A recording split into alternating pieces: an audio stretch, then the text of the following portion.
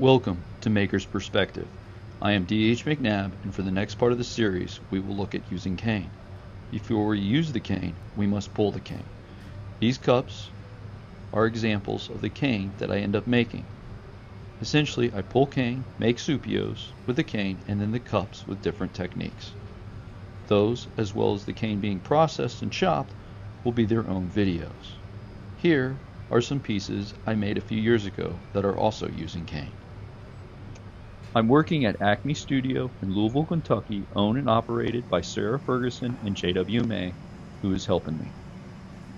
We have a piece of Opalo Duro, a stiff white, I believe Gaffer 150. This piece that J.W. picked up was a nice size, so I'm going to put a jackline in it to split it into two. If wanting to pull the same cane, it is best to make sure everything is the same. The color, the amount, and sometimes you can even take it and weigh it. While he's heating that, I left my rod in the glory hole so I can just heat up the tip.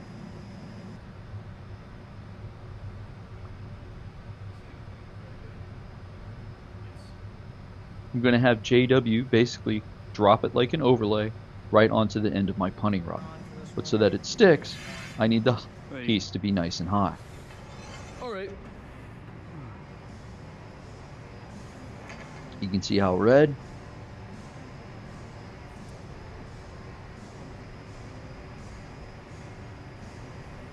My end is.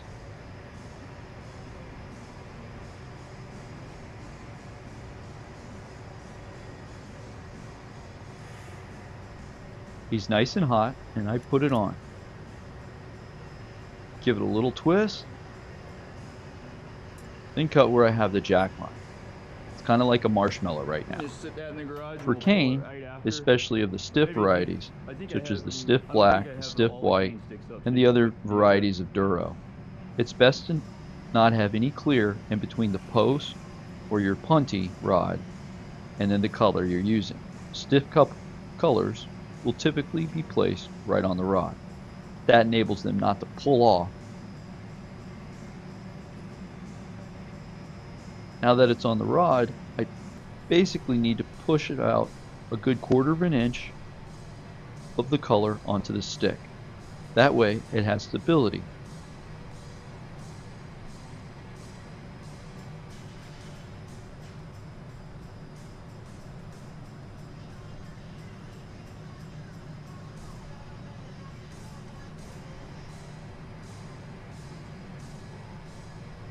One thing that also happens is it's quite stiff, so it takes a bit to heat up. So now I'm back at the bench and essentially just taking the end and just peeling it up or pulling up the socks, if you will. That way I can make sure that it has a good attachment. You can see about the distance that I'm pulling, that good, I don't know, 1/4 inch or so.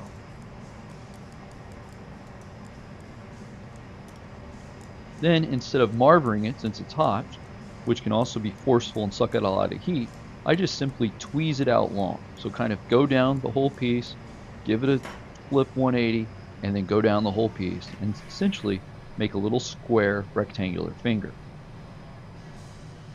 Once I've gotten the length out by squeezing it, then I'll smooth and round it out on the marver.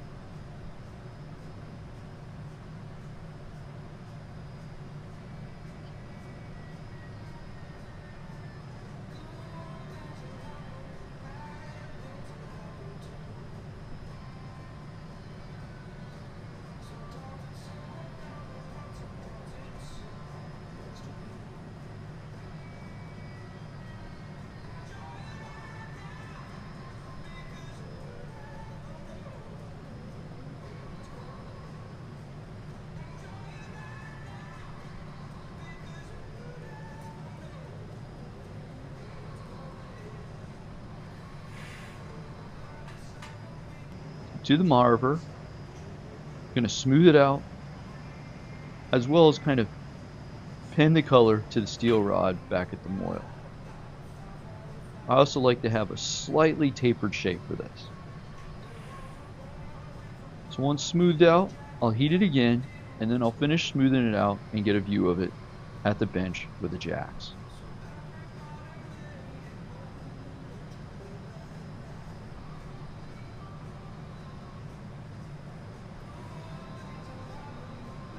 just heating up the whole thing.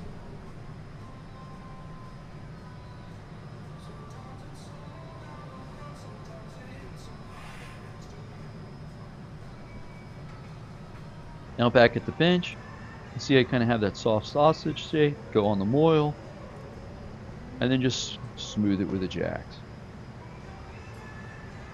Kind of slightly changing direction with my jacks as I change direction with the rod.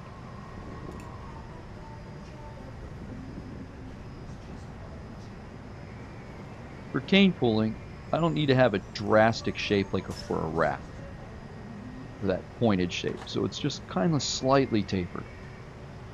This will be good to gather on.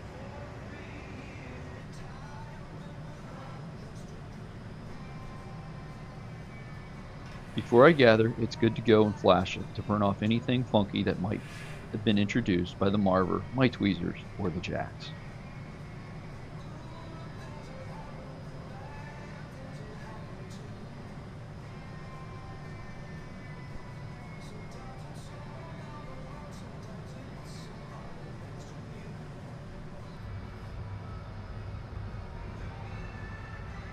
So here I am going into the furnace. And here's a drawing I made to show the difference between gathering for cane, where you're less steep and further in the furnace, versus a bubble.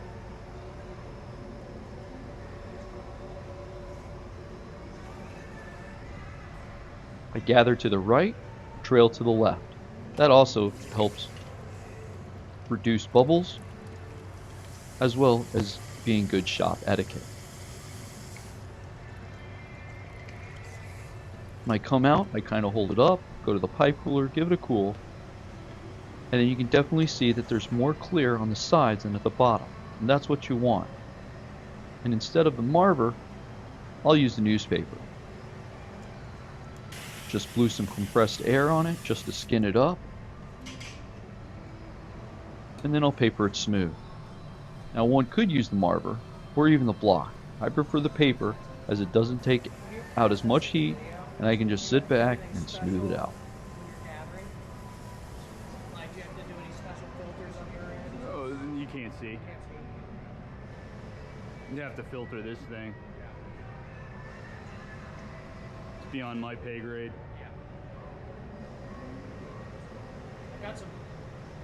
Now I'm just kind of letting it cool down, but not too much, as I still want it fairly warm before I gather. I love a contraption about as much. JW is going to rake, just to make sure that if I had the bad trail or any bubbles, take that out of the equation.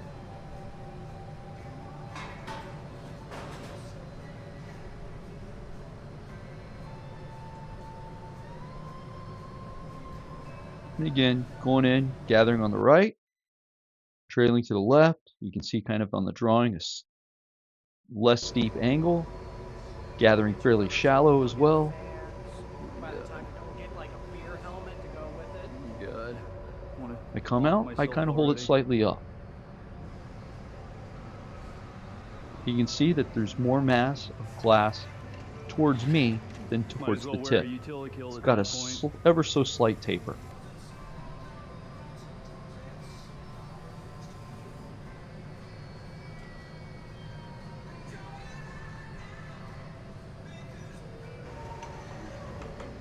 There you can definitely see where it's thicker towards the moil and there's not a lot of glass off the end.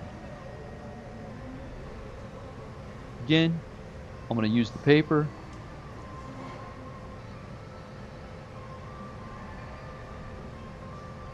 If I hang it down, I can stretch it out a little longer, also get an idea of how it's going to move.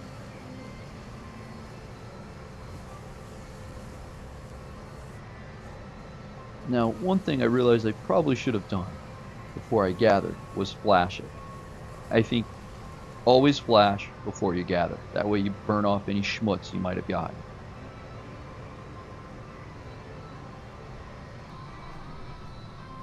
Almost at the 10-minute mark.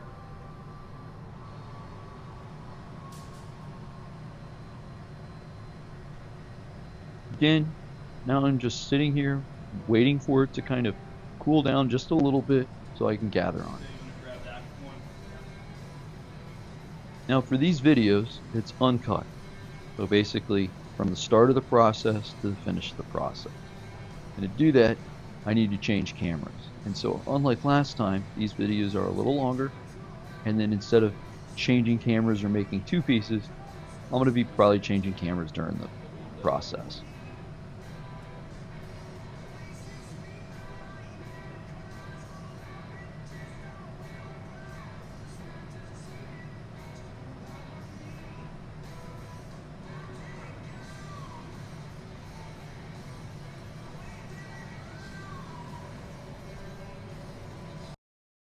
All right, gathering, you can see the drawing. You can always track back and look at any of the process.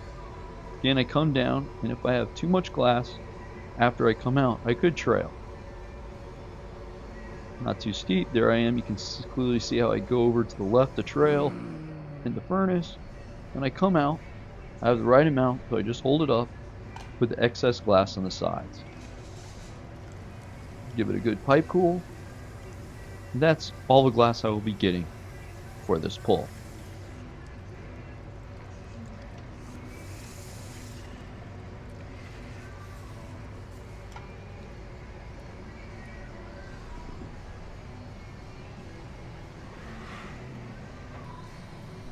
To the bench, put a little air on it to skin up the surface, and at the same time JW is making a poke for what I'll attach the bottom of my pull to.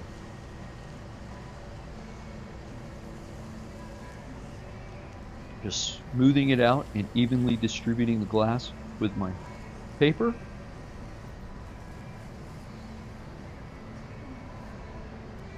And then I'll go into the glory hole and get it hot.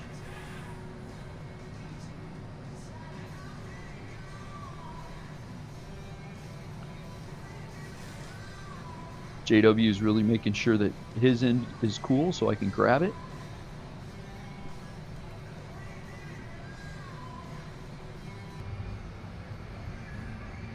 Going straight up and down just to make that nice landing pad. Going on the sides just to chill it a little bit. But it's really just important. Nice small landing pad. You don't need anything too excessive or big. Now I'm using the marver. I start away from myself and then I just gradually roll. If anything, I want it to be a slight taper with a narrow part away from me and the thicker part towards me. Just more on the sides. Look at the bottom.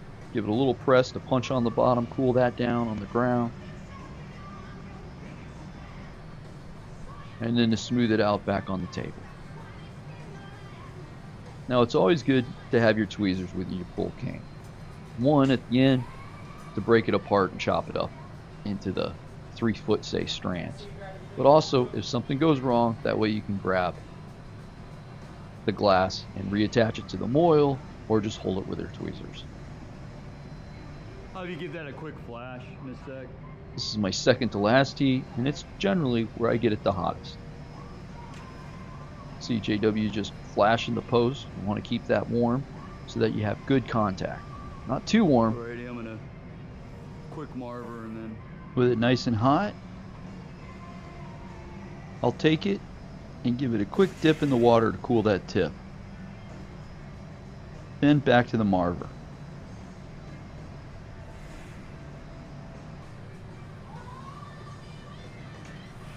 And for the final heat.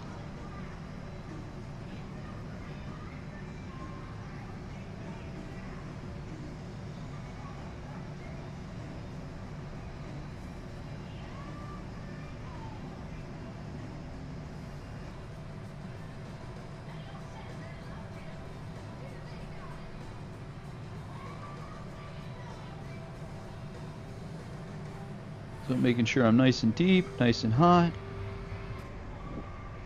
Dip a little bit in the water, flatten on the ground, and I grab JW's punty and attach my end. Then just gradually pull. This kind of helps sets up the diameter. This doesn't need to be too fast, just nice and easy. Then I pull. I try not to rush it. It's just let it kind of drop from both ends. a nice soft parabola. You don't want it to hit the ground, and you just gradually walk backwards. And there you can see I'm stretching it out pretty much the whole length of the studio.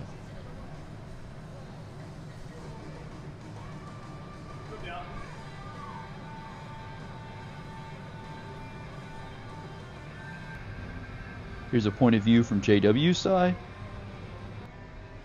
and there's what I'm seeing. There's quite a bit of clear at my connection, unfortunately, but because I cooled that tip, you can see that it's not going to be a problem.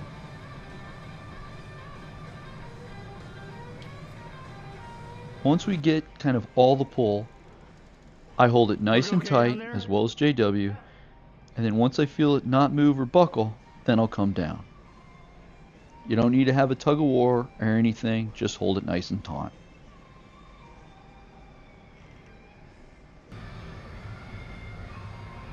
Again, viewpoint from JW's end.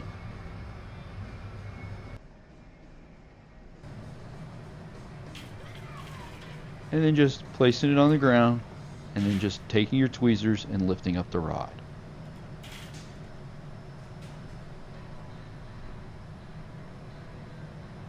Now I'll start snapping into the tweezers, just lift up, push down, into about 3-foot sections. Hand the stick to JW and grab from where I was and try to make 3-foot sections. Again, I'll probably have a couple of different diameters, but more or less, most of it will be the same.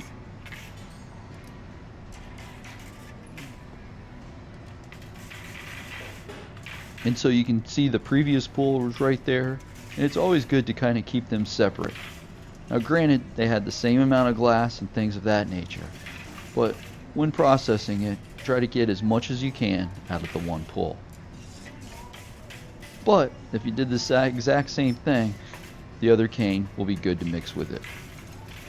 So that is how I pull the cane. I will then sort it and chop it up, which will be its own short video. Next will be the pickup process on a bubble, as well as making the supios, and finally the way I make the cup seen here. So that gives you an idea of how I pull the cane. Thanks for watching Maker's Perspective. Take care.